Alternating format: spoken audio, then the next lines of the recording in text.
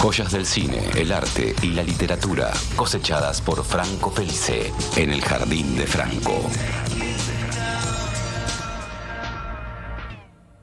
3:37 estamos abriendo las puertas, la rejilla del Jardín de Franco para ingresar, caminar, en este caso danzar, cantar.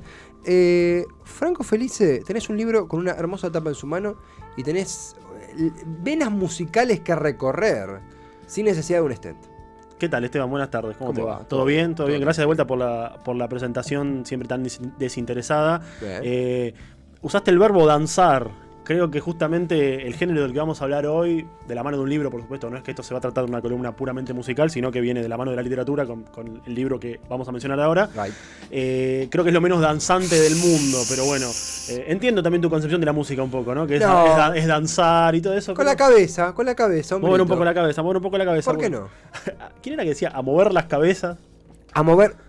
Alguien lo decía. Para como 70 personas en los 90. En los 90, bueno, pero se había convertido en la frase, bueno, no seguro importa. El símbolo. Cuando es amor una parte del cuerpo fue el símbolo. Fue el símbolo, ok, listo. No, en el caso de hoy traje un libro que, ¿cómo te puedo decir?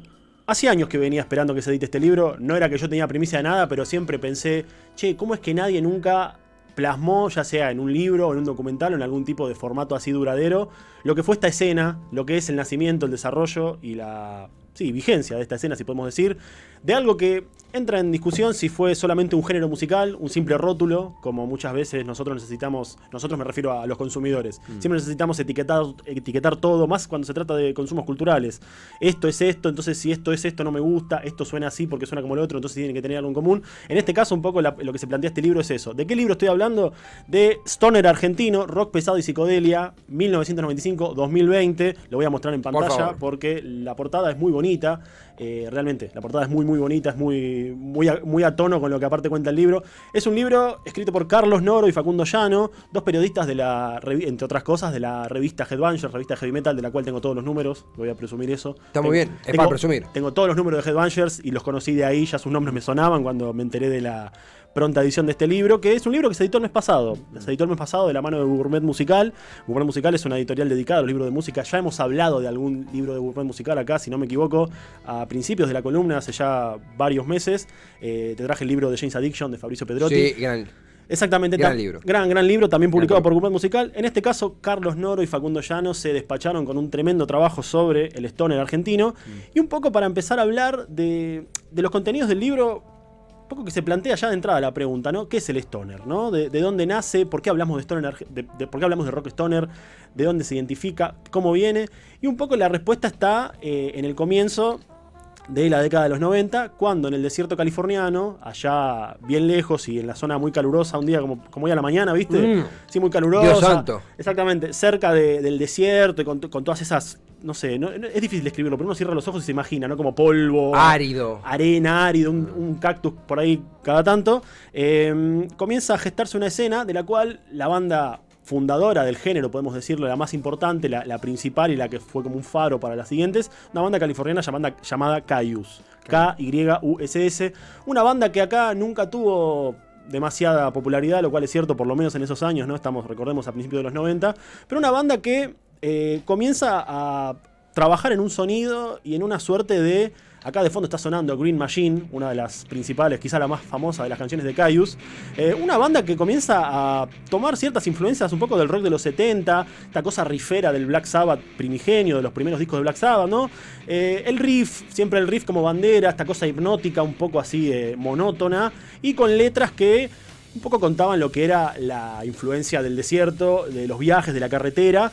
Y digamos que con todos esos condimentos, un poco hablando mal y pronto, se empieza a gestar una escena que en California empieza a eclosionar de la mano de otras bandas como por ejemplo Sleep o Monster Magnet, que junto a Kyuss empiezan a ser un poco como los precursores de este género, que recordamos es stoner.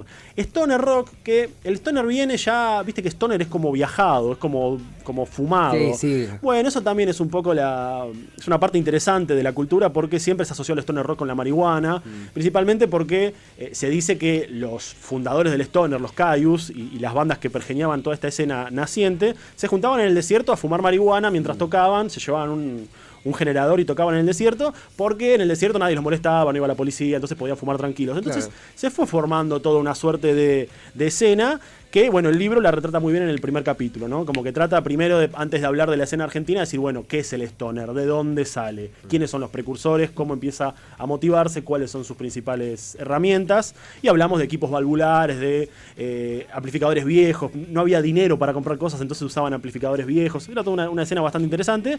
Y, bueno, ya plasmando esto, decimos, bueno, ¿qué ocurre? ¿Cuál es la eclosión que hace que en Argentina podamos hablar de stoner? Importarlo de California. Importarlo de California, claro. ¿Cuál fue el eco que podemos decir que, bueno, aquí comienza todo a tener una idea como para plantearse el rótulo de stoner argentino? ¿Ibas a decir algo? No, es divino como pensaba como este inicio en los 90, tan reciente, y no quiero adelantarme, pero de alguna manera para quienes caminamos por la música con un desconocimiento del stoner, como es mi caso, de alguna manera, además de esta cosa de más que viajado, fumado, que son cosas que puedes componer. Quizás con cierta referencia a la psicodelia, ¿no? Al cuelgue. Algo muy interesante en el stoner es esto del cuelgue, ¿no? Por lo menos en este stoner primigenio. Y da la sensación que hay un acceso al stoner, un poco también, no voy a mentir, me informaba ayer a la noche, hay como un acceso diferente al resto de la música. Hay como otro tipo de algoritmo y otro tipo de ingreso que no es algo que te va a servir en bandeja YouTube o que vas a compartir de como compartís un tema, qué sé yo, de otra banda, de otro género. Es diferente el ingreso. Es cierto, porque también siempre tuvo, me parece, una pátina muy underground el stoner, ¿no? Porque si hablamos de bandas stoner que realmente hayan triunfado y que sean mainstream, la única que se nos ocurre y la única que se desprende de Caius es Queens of the Stone Age, que es una banda que llena estadios hoy en día, pero ¿por qué llena estadios también? Me parece a mí, y el libro lo soporta esto. Me parece también porque se corrieron mucho del género. Los primeros 2 o 3 discos de Queens of the Stone Age son stoner, vienen con la influencia de Caius. De hecho, el líder de Queens of the Stone Age, Josh Homme, fue guitarrista de Caius, o sea que se puede decir que es el hombre que inventó este sonido. Eso siempre fue un género, como vos decís, que el algoritmo como que te obliga un poco a escarbar, tanto en el stoner de afuera como en el de acá. Ni mencionar el stoner argentino y en la escena argentina que la música pesada nunca tuvo una gran aceptación. Sobre todo cuando hablamos de bandas que se corren del heavy metal clásico, ¿no? Vamos a obviar ejemplos de los 80 que hubo acá de metal. Pero con la música pesada en Argentina siempre hubo como cierta resistencia. Nunca fue mainstream, nunca fue popular en ese sentido. Y el libro también escarba en eso. Algo muy interesante que a mí me gustaría destacar fundamentalmente es que el libro está en un 95% formado por testimonios de protagonistas de la escena, de diferentes músicos de bandas, de las bandas que se retratan acá, todas bandas argentinas, que van contando su experiencia y un poco cómo fue crear algo en el medio de la nada, con una influencia que, como te dije, venía de Estados Unidos. Y cuando hablamos de influencia, cuando hablamos de crear algo y nos circunscribimos a la escena argentina, la banda más importante del género, la banda que lo fundó acá, la banda que creó una escena y que podemos decir, no estamos obligados a decir que fueron los que iniciaron todo esto, son los Natas, una banda argentina que se formó a mediados de los 90, un trío que, bueno, yo soy muy fanático de los Natas, así que también para mí hay como una conexión emocional al leer este libro y enterarme tantas cosas de los Natas que no sabía.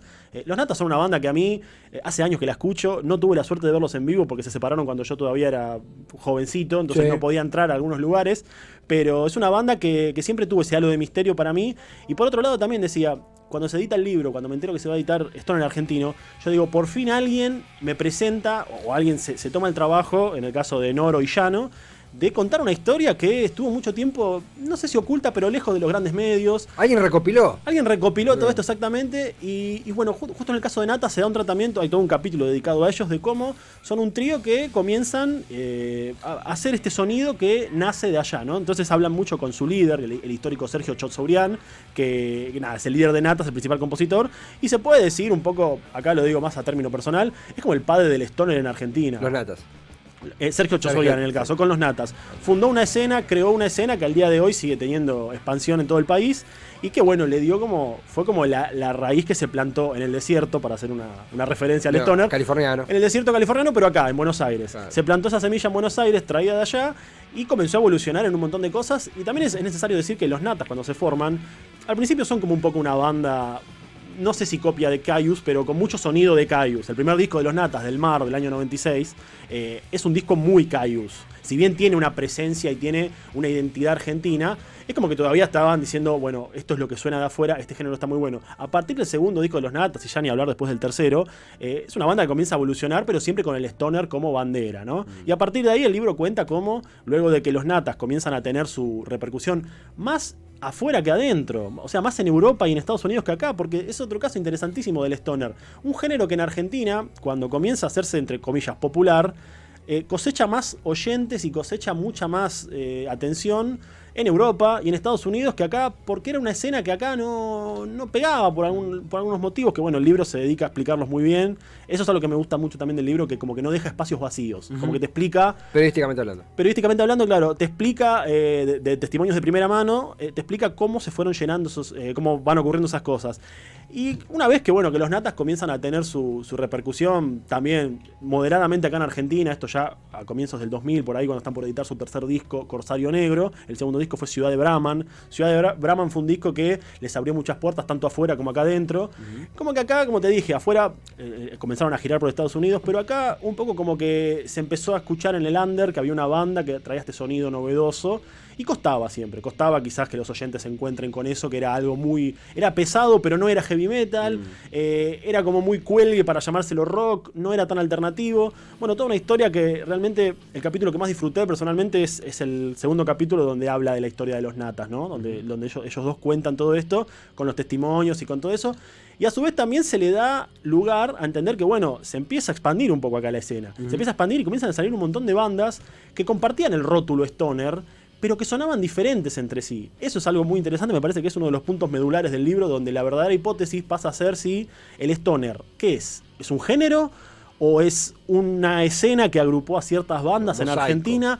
Claro, que sirvió como de mosaico para decir, bueno, son bandas que hacen música pesada, pero música no convencional. Claro. Y entonces se puede decir que no suenan parecido, pero son el mismo género, pero a su vez la independencia y la autogestión las identifica a todas, pero si vos escuchás otras bandas que se mencionan a lo largo del libro y que son súper importantes, como por ejemplo Taura o Dragonauta, bandas nacionales, uno escucha Taura y no suena a natas. Y a la vez se los encuentra como stoner. Uno escucha Dragonauta y suena más al heavy metal del primer Black Sabbath, con un poco de elementos progresivos, y no suena como natas. Pero de todas formas está como englobado en esta caracterización de stoner. Entonces, a lo largo de los capítulos se va hablando, que insisto, es otro gran punto del libro, van hablando entre los protagonistas de la escena, qué es para ellos el stoner. Tenés el que te dice, no, bueno, el stoner acá nunca pegó como género porque no hubo identificación, porque acá en Buenos Aires, en Argentina, no hay desierto, no hay cactus, entonces tenemos como otra idiosincrasia, tenemos otra visión. Otros decían que no, que a su vez, que no, pero que bueno, que los natas trajeron este sonido de afuera y que sirvieron como puntapié para darle lugar al resto de las bandas. Otros decían que no hay una identificación musical puramente, sino que a su vez eran bandas que compartían una escena y un público, pero que sonaban todas diferentes. Un montón de entramados que me parecía a mí que cuando uno termina de leer los capítulos, hasta a veces queda con más dudas que certezas, lo cual me parece un golazo en un libro, sobre todo en un libro de investigación musical como este, pero que yo recomiendo fuertemente porque... Primero, me gusta mucho que, más allá de haber reconstruido la historia del stoner y plantear esto de qué es el stoner, no solamente qué es el stoner rock, sino que qué es el stoner argentino, porque una banda puede sonar a Caius, o puede sonar al primer Black Sabbath, puede ser muy rifera, puede ser pesada, puede ser densa, y otra banda puede tener mucha más melodía, puede tener mucha mejor producción, puede tener como esta ausencia de sonido vintage, y a su vez la prensa los empezó a englobar también como stoner, y en este caso me parece que este juego de voces le termina dando mucho sentido a la gran hipótesis del libro, a la gran teoría, ¿no? Si existió una escena de stoner acá, porque el libro termina un poco como, ¿existió una escena? Bueno, por ahí la respuesta 100% cerrada no está, pero se dice lo que opina uno, lo que opina otro y todo ese tipo de cosas. Está hablando Franco Felice de stoner argentino, rock pesado y psicodelia del año 20... Es de hace un mes. 2022. Claro, sí, 2022, de Carlos Noro y Facundo Llano, repito siempre el nombre de los autores. Un libro que de fe que te ha iluminado. Claro, hoy estás iluminado porque lo llevas en tu mochila. Pensaba eso, quizás viste, vengo con la energía de la distorsión y del desierto. Sí. Me trajo un poco de esto, pero realmente lo disfruté muchísimo su lectura porque, insisto, era un libro que yo esperaba en silencio. Que yo decía, hace muchos años... Qué lindo. Claro, que hace muchos años decía, hay una escena acá, hubo una escena quizás, se puede decir, y esto necesita una documentación, ¿viste? Está bastante bueno que sea por ese lado, que sea de primera mano, aparte me parece increíble. Entonces cuando supe que se iba a editar realmente fue una emoción muy grande, porque también otra cosa que toca el libro es cuando va avanzando y ya los años van pasando, recordemos que el libro comprende los periodos desde 1995, que podemos decir, 1995 se fundan los Natas, se fundaron un año antes, pero bueno, un poco empieza la escena del stoner argentino acá en Argentina, hasta 2020, que es cuando las investigaciones del libro terminan, entonces se va a editar. Entonces, en esos 25 años se da toda esta... 25, conté bien, ¿no? Sí. 25 años de... Sí, 25 claro, redondos. 25 redondos. Sí. Todos esos 25 años se gestó una escena, se desarrolló, y el libro cuenta justamente eso, y a su vez también algo que a mí me tocó emocionalmente muy de cerca, es en los últimos capítulos donde hablan de, digamos, una suerte de momento de oro de la escena, en el que se comprenden entre el año 2010 y 2015, en el que muchas bandas que son consideradas stoner, pero suenan diferente, vamos a volver con eso, comienzan a tener su momento de popularidad, comienzan a tocar todo el tiempo. Y digo, me toca de cerca, porque yo recuerdo haber sido un adolescente de 16, 17, 18 años, y estar escuchando todas esas bandas. Algunas tuve la suerte de poder ir a verlas, como es el caso de Humo del Cairo, como es el caso de Poseidótica, como es el caso de Los Antiguos, que son bandas que, insisto, no suenan entre sí parecidas, suenan muy diferentes de hecho, pero que todas comparten de alguna manera, muy a su pesar algunas u otras un poco más con cierta condescendencia, el género stoner, el rótulo stoner. Por lo menos eso dice gran parte de la prensa. O mucha gente que, no sé, se quedaba huérfana de un público porque bandas que, por ejemplo, no sé, se separan los Natas, ¿no? Se separan los Natas en 2012. Entonces la gente que iba a ver a los Natas, al separarse los Natas, empiezan a ir a ver a Humo del Cairo. Sí. Empiezan a ir a ver a Poseidótica. Y estaba como esa cosa de migrar los públicos, y a su vez uno dice, bueno, pero Poseidótica y los Natas no suenan para nada parecido. O sea, son dos bandas que son antagónicas en el sonido, y a su vez compartían público y compartían una etiqueta. Claro. Y está bueno también cuando, eso lo encontré en varios testimonios del libro, cuando a los propios músicos como que no les importa la etiqueta en un punto. Ellos mismos dicen, hacemos música pesada, hacemos música independiente, quizás hacemos una música que es más difícil de encasillar, pero bueno, todos están como bajo el paraguas del stoner, ¿no? Claro. Y en este caso, por lo menos mi interpretación es esa, ¿no? Mi interpretación es que el stoner comienza como un género musical, puramente musical, con Caius en los 90, con Monster Magnet, con Sleep. Llega acá de la mano de los Natas, y los Natas hacen su propia incursión en eso, y después la semilla se expandió de una manera que permitió que otras bandas con un sonido pesado, con un sonido valvular, con un sonido más progresivo, algunos más cuadrado, otras, formen su identidad propia, empiecen a consolidarse editando discos. También se habla mucho de eso en el libro, ¿no? De lo que costaba quizás editar un disco para bandas independientes, o bandas que podían sacar un disco cada, no sé, 4 o 5 años por una cuestión de no poder dedicarle absolutamente todo el tiempo a la banda. Tenían otros laburos. Está sonando mi banda favorita del género, por lo menos de la última que vino, que es Humo del Cairo, esta es Tierra del Rey. Gran nombre, Humo del Cairo. Humo del Cairo es fascinante. La vi, yo le contaba a Pato hace un rato, el recital más fuerte que vi en mi vida, que me dejó realmente... Yo tocaba la pared y temblaba. Era Humo del Cairo. Fue Humo del Cairo en Niceto. Realmente fascinante. Son bandas que, como te decía, yo era muy chico. ¿En qué sentido? Estaba entre... Es contemporáneo vos. Es contemporáneo, claro. Yo tenía entre 16, 17, 18 años, y había veces que no podía ir porque no me dejaban entrar. O sea, no podía ir a ver algunas bandas porque era para mayores. Algunas otras veces las pude ver algunas. Pero por ese lado también hubo como una conexión emocional, ¿no? Claro. Es decir, estoy leyendo algo que entre comillas, viví, o que lateralmente recuerdo de ver flyers de, no sé, hoy toca Los Antiguos, Suroculto, Poseidótica, y decir, che, qué bueno que estaría esto, ¿viste? Y cosas así. Después la escena como que al final del libro se cuenta más o menos la actualidad, otras bandas que aparecen, otras bandas que siguen tomando el rótulo stoner o no, pero que suenan con cierta coincidencia entre ellos.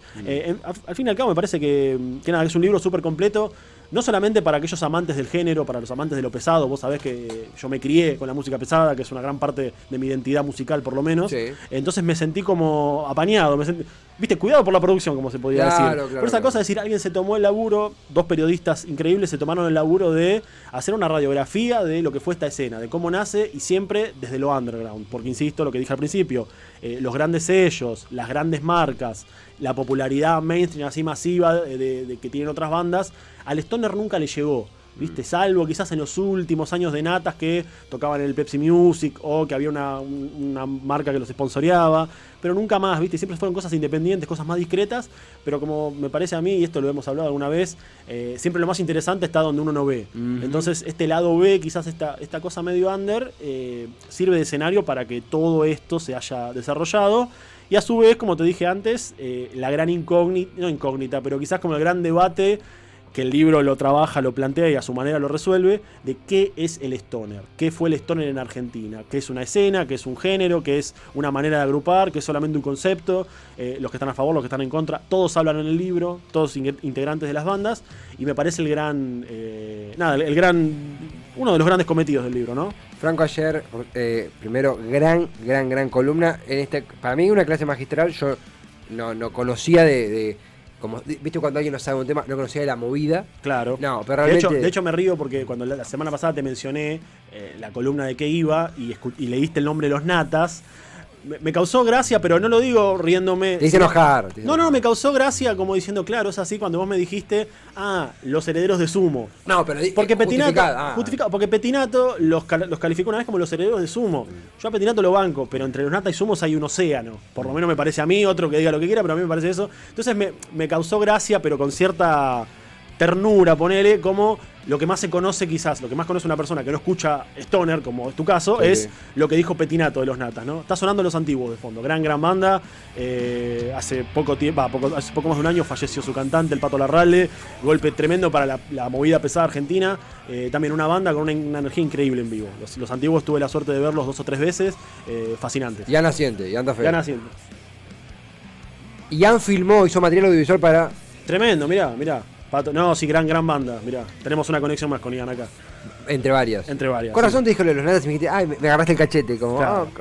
Pero bueno. Tengo la Rolling Stone que dice eso. Eso es lo peor. Bien, bueno, sí. es algo. Pero no, justamente como eso, como entender también que el libro puede servir como puerta de entrada, que me parece que es muy interesante cuando uno lee periodismo o cuando lee literatura dedicada a la música, que por lo menos es lo que.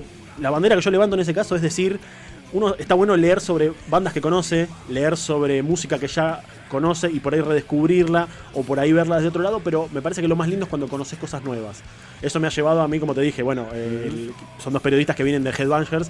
Gracias a Headbangers yo he conocido infinidad de bandas, algunas hoy están entre mis favoritas. Y con este libro me pasa lo mismo, había bandas que la verdad yo desconocía o que conocía solamente de nombre, como es el caso de Búfalo, o de Sutra, o de Fulano, que son bandas que yo no conocía, que a partir del libro los empecé a escuchar y que ya están en mi playlist diaria. Así que nada, contribuir también de ese lado, ¿no? Me parece que la literatura y la música, digo el rock, pero bueno, la literatura y la música, cuando funcionan como puente entre oyente y producto, está buenísimo. Producto, entre oyente y expresión cultural, está buenísimo. Y este libro, por lo menos en mí, lo logró.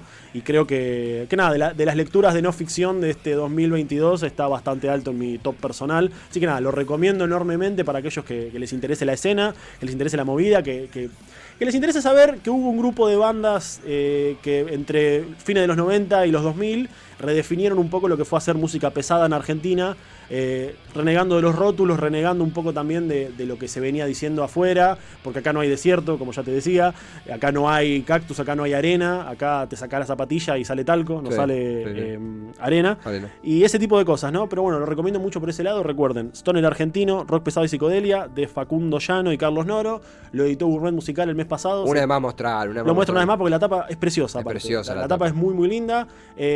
Un libro que recuerdo que lo leí en el colectivo, lo leí en el subte, lo leí en mi casa, lo leía en los recreos de la facultad. Son esas lecturas que te consumen totalmente. Y aparte, cada página era un redescubrimiento nuevo porque, insisto, como que tenía mucha conexión con la música que se retrata en este libro, porque por fin dije, lo esperé muchos años, dije, bueno, alguien está hablando de esto, eso ya lo dije, pero lo repito. Entonces nada, aquellos que estén interesados, se los súper recomiendo. A fin de mes hay una presentación del libro, me parece que el día 24, no recuerdo bien dónde, pero bueno, ya difundiremos por ahí, pero se va a presentar el libro y ahí estaré. Googlearemos, estaremos. Googleen que estará. Cubriremos. Alguien contará esta historia, dijiste alguna vez. Alguien contará esta historia y por suerte la historia fue contada. Vamos a... yo tenía un tema de Louta para ahora, pero Franco, ante la excelente columna que ha hecho, se atajó, dijo no, después dije, soy Gotuso. ¿Qué tema vamos a escuchar? Nos peleamos un poco, pero yo decía, claro, vamos a hablar de Stoner Rock, de un libro recientemente editado que recoge todo este espíritu. Todo bien, viste, pero si terminamos no me pongas a Dillon, viste, o a las ligas menores. Corta, no... Cali Uchi, todo. ¿Acaso hay otros artistas? Claro, viste, todo bien. O a las que. Heim, eso, claro. Cerrar con. No, bueno. Peligroso. Así que decidí elegir un tema que tiene que ver mucho con esta escena porque es de la banda que he nombrado, es de los Natas. No es la canción más característica. pero es la que más me gusta a mí. Es una de mis canciones y es la primera que escuché de ellos hace muchos años. Es del disco Corsario Negro del año 2002, Planeta Solitario. Un tema favorito mío a nivel personal, así que los dejamos con eso. Se disfruta, ya venimos.